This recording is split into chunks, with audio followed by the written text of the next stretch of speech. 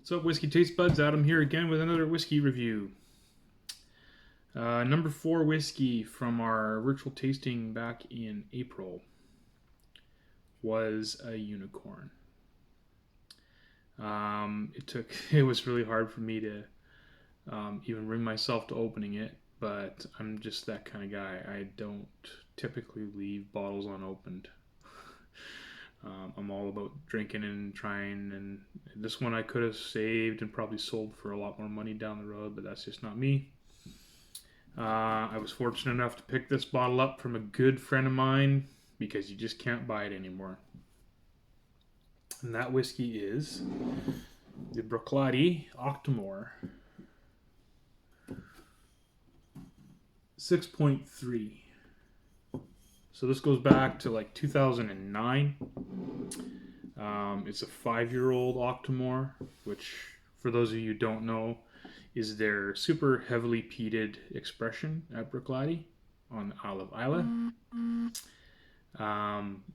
This one here, the 6.3, is an Islay Barley whiskey, which means it's made from 100% Islay grown barley. And Octomores, again, for those of you who don't know, are the epitome of a peat monster. This one is a super heavy peated whiskey, as I said already. The ppm, which is the parts per million that they measure the peat phenols of the barley before distillation, is 258 ppm. To give you sort of a reference point, most what is considered peated whiskeys, I think, are closer to like 40 to 80 ppm or something like that. So, yeah, this is pretty strong stuff, but also cask strength, bottled at 64% ABV, which ticks all the boxes on a whiskey that is my cup of tea. I've been blown away by any of the Octomore expressions I've tried. They do tend to be a little bit on the pricey side, but everyone I've tried so far, I would say, is worth spending the money. Like I said, this one you can't get anymore.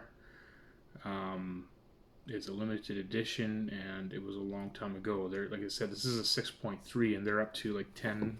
This year's release was a 10.1, 2, and 3, and 4. So it goes back a ways. Yeah, but nothing but good things to say about Octomores. They're all amazing whiskeys and incredible. You think when you go to try one of these whiskeys, you think it's just gonna be a punch in the face, like from a dirty ashtray. Not the case. Super complex. Thoroughly enjoy these whiskeys, even at a young age. Here we go.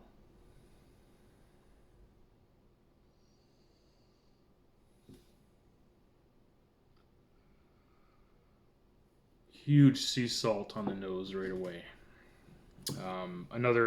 It's a whiskey that's matured on the Isle of Islay. Everything is made, grown, distilled, matured on the Isle of Islay.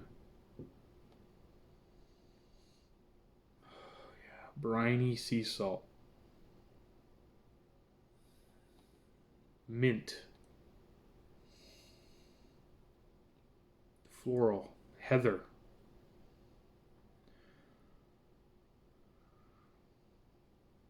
Big slabs of chunky, earthy peat. Smoldering, damp peat. Beautiful nose. Even some chocolate in there.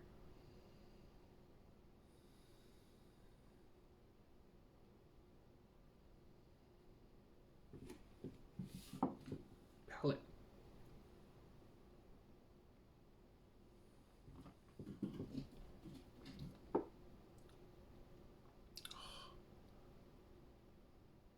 It's liquid gold. Black, fiery gold. Um, yeah, right up front, it's peat fire. But then underneath that, there's more. There's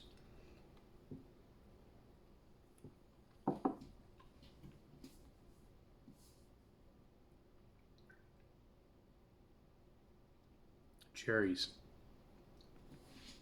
dark chocolate, and then the lovely oak spices.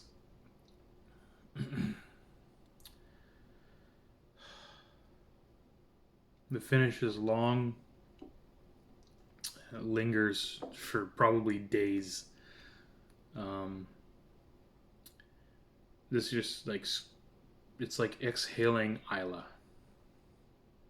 when you take a sip of this. When you take it all in, it's amazing.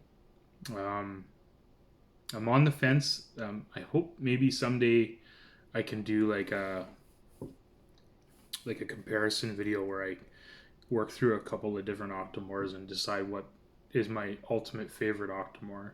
I have honestly, admittedly, I have not tried them all. Um, in BC here, they're pretty expensive and hard to get, or it can be.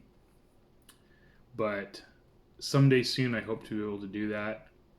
But this one is, in my opinion, probably my favorite, or at least a close second.